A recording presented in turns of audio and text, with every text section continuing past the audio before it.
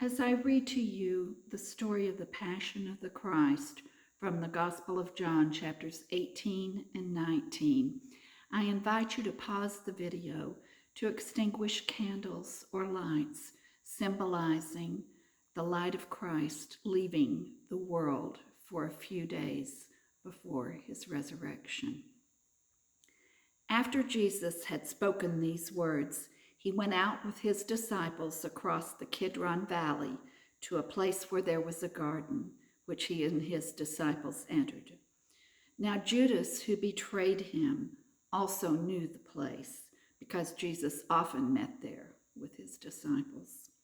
So Judas brought a detachment of soldiers together with police from the chief priests and Pharisees, and they came there with lanterns and torches and weapons. Then Jesus, knowing all that was to happen to him, came forward and asked them, "Whom are you looking for?" They answered, "Jesus of Nazareth." Jesus replied, "I am he." Judas, who betrayed him, was standing with them. When Jesus said to them, "I am he," they stepped back and fell to the ground. Again, he asked them, "Whom are you looking for?" And they said, "Jesus of Nazareth." Jesus answered, "I told you that I am he. So if you are looking for me, let these men go." This was to fulfill the word that he had spoken. "I did not lose a single one of those whom you gave me." Then Simon Peter, who had a sword, drew it, struck the high priest's slave, and cut off his right ear. The slave's name was Malchus. Jesus said to Peter, "Put your sword back into its sheath. Am I not to drink the cup that my Father has given me?" So the soldiers, their officer, and the Jewish police arrested Jesus and bound him. First, they took him to Annas, who was the father-in-law of Caiaphas, the high priest that year. Caiaphas was the one who had advised the Jews that it was better to have one person die for the people. Simon Peter and another disciple followed Jesus. Since that disciple was known to the high priest, he went with Jesus into the courtyard of the high priest, but Peter was standing outside at the gate. So the other disciple, who was known to the high priest, went out, spoke to the woman who guarded the gate, and brought Peter in.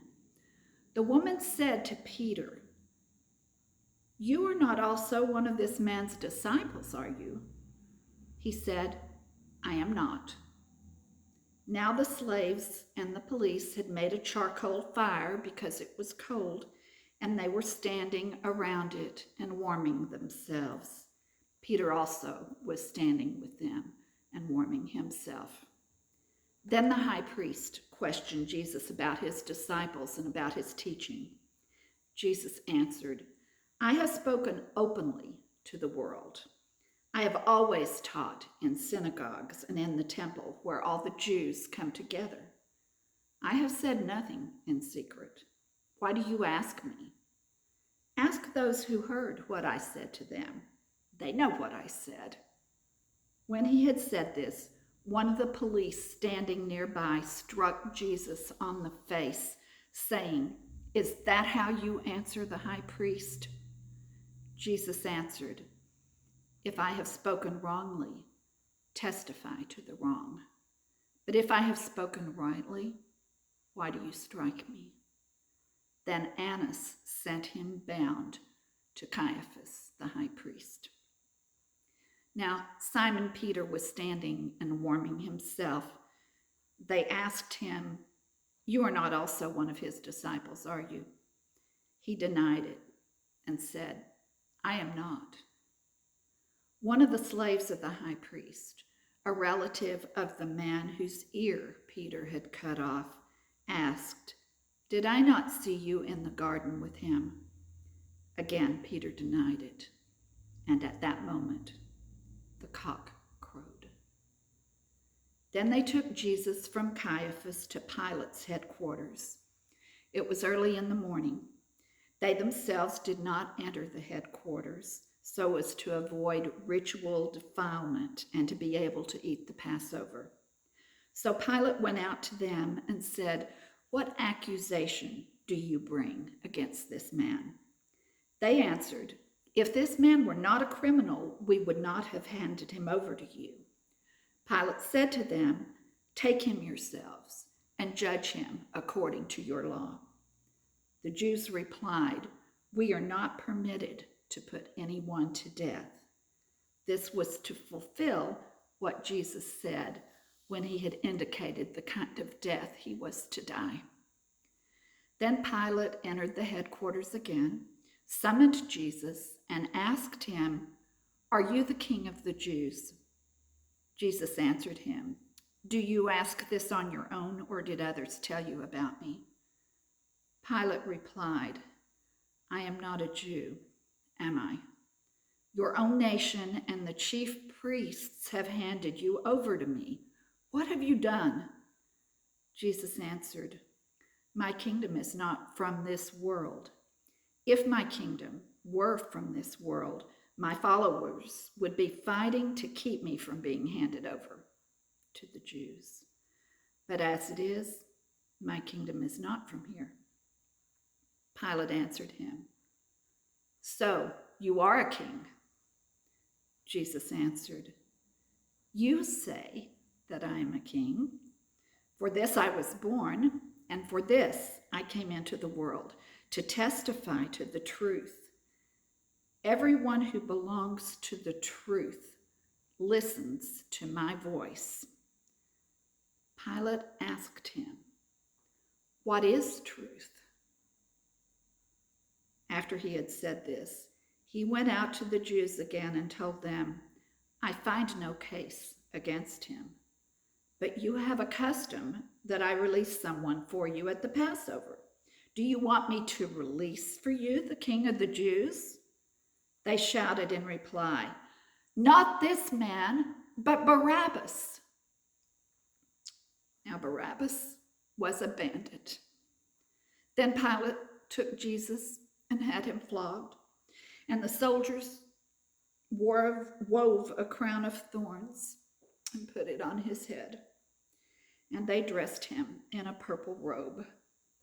They kept coming up to him, saying, "Hail, King of the Jews," and striking him on the face.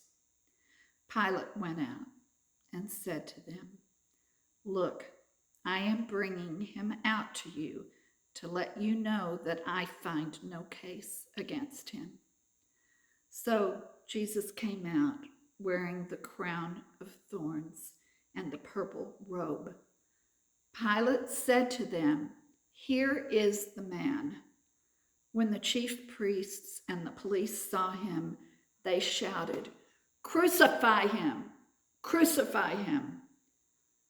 Pilate said to them, "Take him yourselves and crucify him. I find no case against him."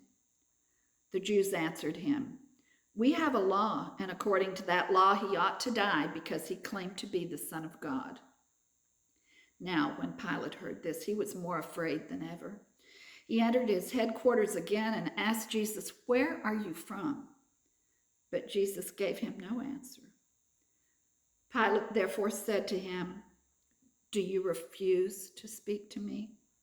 Do you not know that I have the power to release you and the power to crucify you?"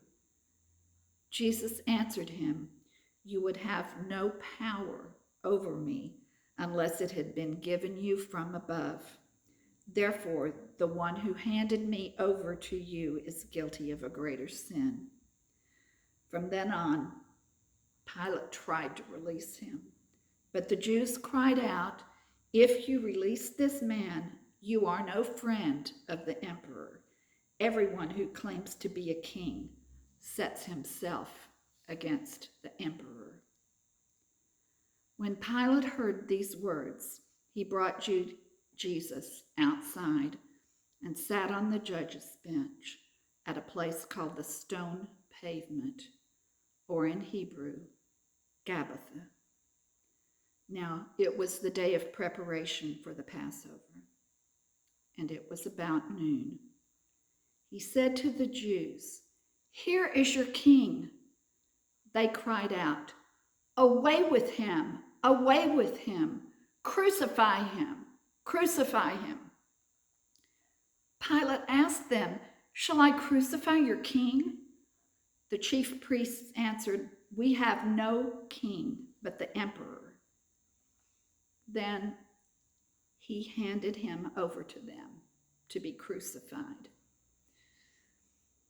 So they took Jesus, and carrying the cross by himself, he went out to what is called the place of the skull, which in Hebrew is called Golgotha. There they crucified him, and with him 2 others, one on either side, with Jesus between them. Pilate also had an inscription written and put on the cross. It read, "Jesus of Nazareth, the King of the Jews." Many of the Jews read this inscription because the place where Jesus was crucified was near the city, and it was written in Hebrew and Latin and in Greek. Then the chief priests of the Jews said to Pilate, "Do not write, 'the King of the Jews,' but 'This man said, I am the King of the Jews.'" Pilate answered, "What I have written, I have written." When the soldiers had crucified Jesus, they took his clothes and divided them into 4 parts, one for each soldier. They also took his tunic. Now the tunic was seamless, woven in one piece from the top. So they said to one another, "Let us not tear it, but cast lots for it to see who will get it." This was to fulfill what the scripture says, "They divided my clothes among themselves, and for my clothing they cast lots." And that is what the soldiers did. Meanwhile, standing near the cross of Jesus were his mother and his mother's sister, Mary, the wife of Clopas, and Mary Magdalene. When Jesus saw his mother and the disciple whom he loved standing beside her, he said to his mother, "Woman, here is your son." Then he said to the disciple, "Here is your mother." And from that hour, the disciple took her into his own home. After this, when Jesus knew that all was now finished, he said, in order to fulfill the scripture, "I am thirsty." A jar full of sour wine was standing there. So they put a sponge full of the wine on a branch of hyssop and held it to his mouth. When Jesus had received the wine, he said, "It is finished." Then he bowed his head and gave up his spirit.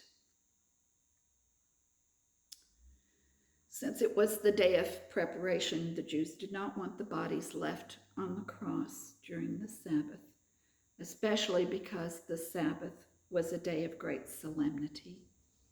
So they asked Pilate to have the legs of the crucified men broken and the bodies removed.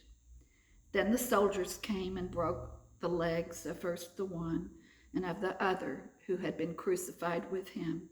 But when they came to Jesus and saw that he was already dead, they did not break his legs. Instead, one of the soldiers pierced his side with a spear, and at once blood and water came out.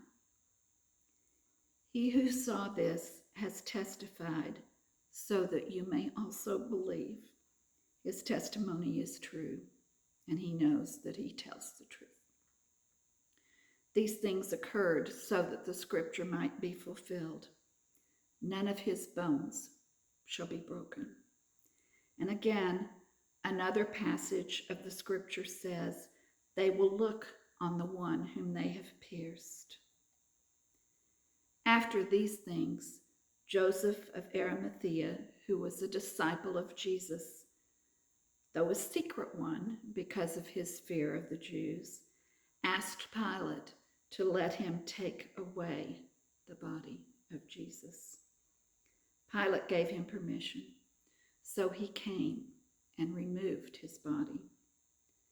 Nicodemus, who had at first come to Jesus by night, also came, bringing a mixture of myrrh and aloes, weighing about 100 pounds.